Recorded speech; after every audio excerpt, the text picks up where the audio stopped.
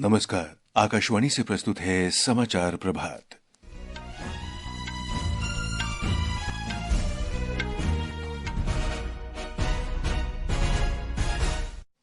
केंद्रीय गृह मंत्री अमित शाह आज भारत पोल पोर्टल का शुभारंभ करेंगे। इंटरपोल के माध्यम से रेड नोटिस जारी करने की कार्यवाही सुव्यवस्थित होगी। दिल्ली में विधानसभा चुनाव से पहले मुख्य निर्वाचन कार्यालय ने अंतिम मतदाता सूची प्रकाशित की। 1,50,00,000 से अधिक मतदाताओं ने कराया पंजीकरण। नेपाल में आज सुबह 7.1 तीव्रता का भूकंप आया। बिहार और पश्चिम बंगाल में भी महसूस किए गए झटके। कनाडा के प्रधानमंत्री जस्टिन ट्रूडो ने इस्तीफा दिया। और स्क्वैश में भारत की अनाहत सिंह ने इंग्लैंड के बर्मिंघम में ब्रिटिश जूनियर ओपन में अंडर 17 गर्ल्स का एकल खिताब जीता। समाचार प्रभात के साथ मैं रवि कपूर। केंद्रीय गृह मंत्री अमित शाह आज नई दिल्ली में केंद्रीय अन्वेषण ब्यूरो की ओर से विकसित भारत पोल पोर्टल का शुभारंभ करेंगे। ये पोर्टल इंटरपोल के माध्यम से अंतर्राष्ट्रीय सहायता के सभी अनुरोधों के मामलों में कार्रवाई को सरल बनाएगा। इसमें इंटरपोल की ओर से जारी रेड और अन्य रंगों के कोड वाले नोटिस से संबंधित मामले शामिल हैं। सोशल मीडिया पर एक पोस्ट में गृह मंत्री अमित शाह ने कहा कि आज का दिन इस मायने में ऐतिहासिक है क्योंकि आज केंद्रीय अन्वेषण ब्यूरो की ओर से विकसित भारत पोल पोर्टल का शुभारंभ किया जाएगा।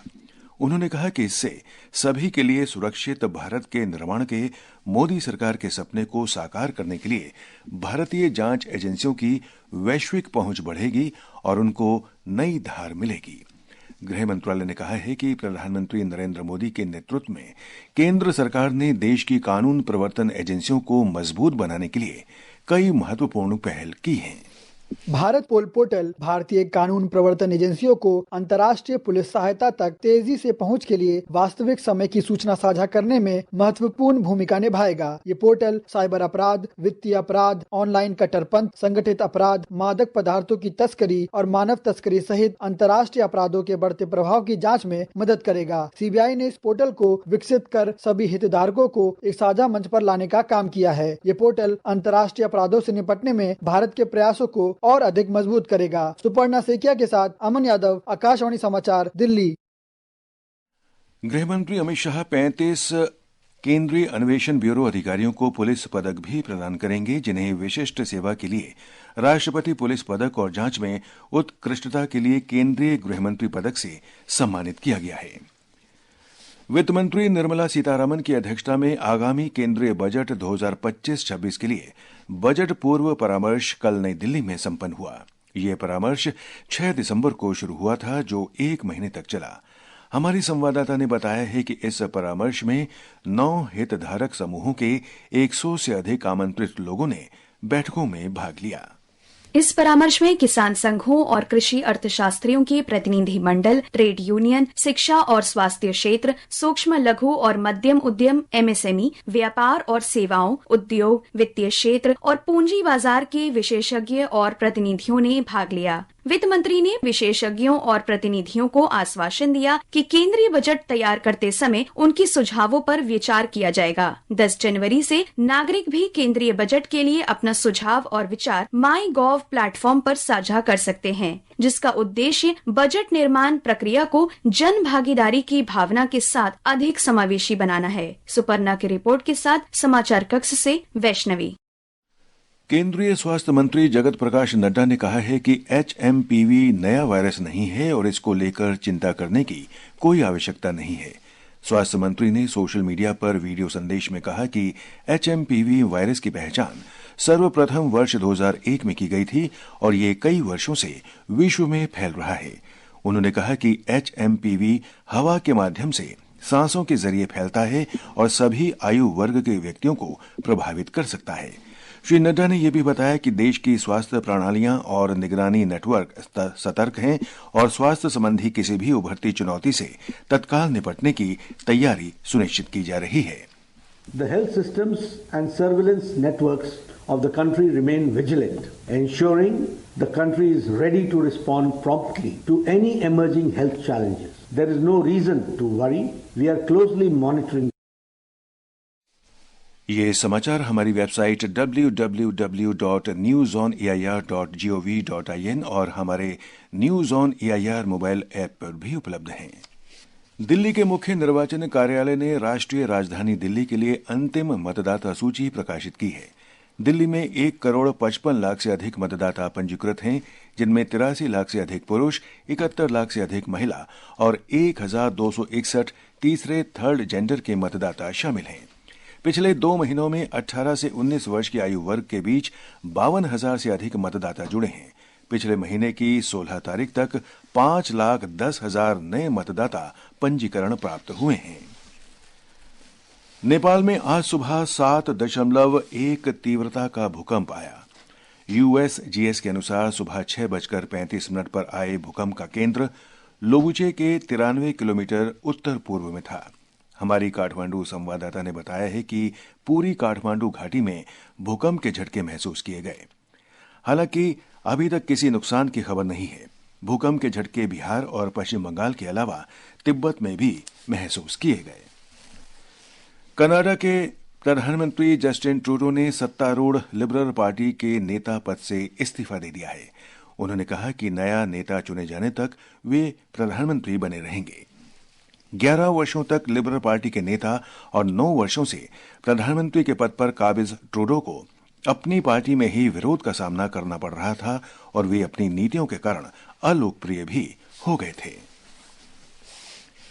केंद्रीय सड़क परिवहन और राजमार्ग मंत्री नितिन गडकरी ने कल मुंबई में सड़क सुरक्षा अभियान 2025 का उद्घाटन किया।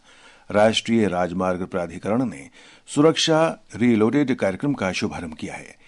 हमारी संवाददाता ने बताया है कि इस अवसर पर उपस्थित जन समुदाय के साथ श्री गडकरी ने सड़क सुरक्षा की प्रतिज्ञा की। केंद्रीय महामार्ग सड़क वाहतूक मंत्री श्री नितिन गडकरी ने कल मुंबई में सड़क सुरक्षा अभियान 2025 के तहत सुरक्षा रिलोडेड कार्यक्रम में कहा कि हम अपने युवाओं को सड़क सुरक्षा के भविष्य के प्रबंधन विषय पर सहानुभूति, जागरूकता और साझा प्रतिबद्धता के साथ प्रेरित करने के लिए यहाँ इकट्ठा हुए हैं। उन्होंने आगे इस बात पर जोर दिया कि हर कार्रवाई, हर सवारी मायने रखती है। उन्होंने बताया कि पिछले साल सड़क दुर्घटनाओं में मरने वालों की संख्या 10,000 से अधिक थी, जिनमें 15 से 18 साल के बच्चों का समावेश था तथा 60% से अधिक लोग सड़क दुर्घटनाओं के शिकार हुए थे। भावना, आकाशवाणी समाचार, मुंबई। मौसम विभाग ने उत्तर प्रदेश और राजस्थान के अलग अलग क्षेत्रों में शीतलहर जारी रहने का अनुमान व्यक्त किया है।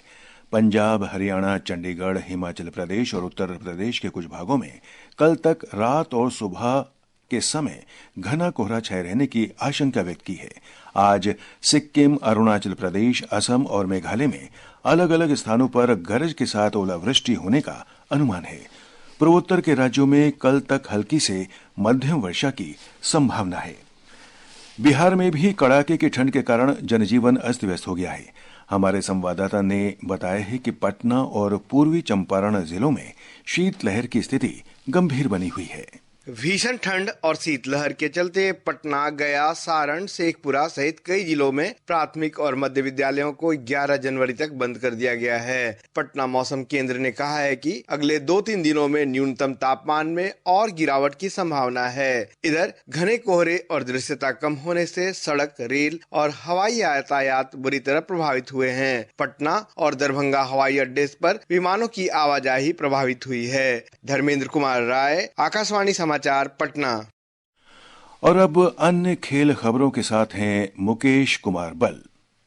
स्क्वैश में कल शाम भारत की अनाहत सिंह ने इंग्लैंड के बर्मिंघम में ब्रिटिश जूनियर ओपन में अंडर 17 गर्ल्स सिंगल्स का खिताब जीत लिया है। 16 वर्षीय शीर्ष वरीयता प्राप्त भारतीय खिलाड़ी ने मिस्र की मालिका एल काराक्सी को 3-2 से हराया। इस जीत के साथ ही अनाहत ने तीसरा ब्रिटिश जूनियर ओपन खिताब अपने नाम किया है। उधर मलेशिया ओपन में भारतीय बैडमिंटन खिलाड़ी आज कोलालमपुर में चुनौती पेश करेंगे। पुरुष डबल्स में चिराग शेट्टी और सात्विक साईराज रेंकी रेड्डी की जोड़ी का सामना चीनी ताइपे के मिंग चे लू और तांग काई वेई से होगा। पुरुष सिंगल्स में लक्ष्य सेन, एच.एस. प्रणॉय और प्रियांशु राजावत चुनौती पेश करेंगे, जबकि महिला सिंगल्स में मालविका बंसोड़, आकर्षी कश्यप और अनुपमा उपाध्याय कमान संभालेंगी। इसके अलावा WTT star contender 2025 table tennis प्रतियोगिता कल कतर के दोहा में शुरू हुई। इसमें पुरुष एकल के पहले क्वालिफाइंग राउंड में भारत के अर्निबार्न घोष ने ईरान के नवीद शम्स को 3-2 से हरा दिया। वहीं स्नेहित सुरवजुल्ला ने हमवतन पायस जैन को 3-1 से और मानो मानुष शाह ने फ्रांस के फ्लोरिन बोरासोद को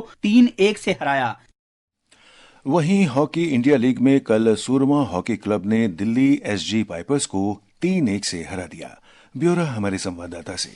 सोमवार को सूरमा क्लब पंजाब और उनके विरुद्ध थे दिल्ली एसजी पाइपर्स। पहले 2 क्वार्टर तक उनका गणित चला भी। सूरमा को एक भी पीसी नहीं, बल्कि तीसरे क्वार्टर में तो उन्होंने 2 कमाल के फील्ड गोल भी रख दिए। चौथे क्वार्टर में जब सूरमा के कप्तान हरमनप्रीत ने 2 पेनल्टी कॉर्नर्स गोल में बदलकर बराबरी कर दी।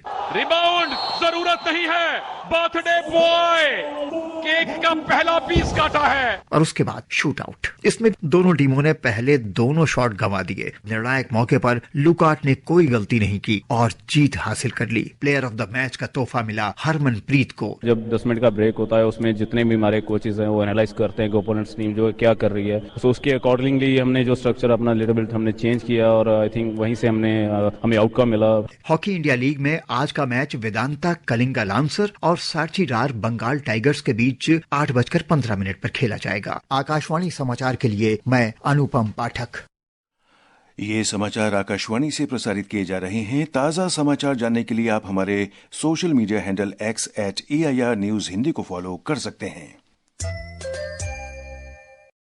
और अब आज के समाचार पत्रों की सुर्खियों के साथ हैं नईम अख्तर। धन्यवाद रवि। छत्तीसगढ़ में बड़ा नक्सली हमला, HMPV वायरस से देश में बच्चों के संक्रमित होने और कनाडा के प्रधानमंत्री के इस्तीफे की खबर आज के समाचार पत्रों की सुर्खियां बनी हुई है। दैनिक जागरण ने शहीद जवानों के चित्र देते हुए शीर्षक दिया है, बीजापुर में नक्सलियों के IED विस्फोट में 8 जवान शहीद। पत्र लिखता है, अबूझ मार्च से लौट रहे DRG के जवानों को बनाया निशाना, वाहन चालक भी मारा गया। इस खबर पर अमर उजाला ने लिखा है, 76 किलो IED के धमाके से बना 10 फीट गहरा गड्ढा, वाहन के पर खच्चे उड़े।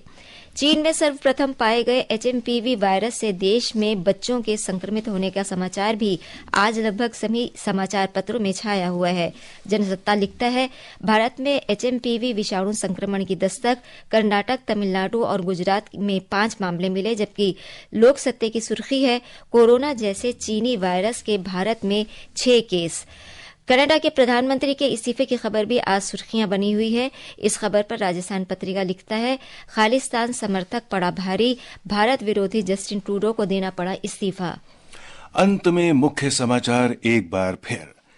केंद्रीय गृह मंत्री अमित शाह आज भारत पोल पोर्टल का शुभारंभ करेंगे।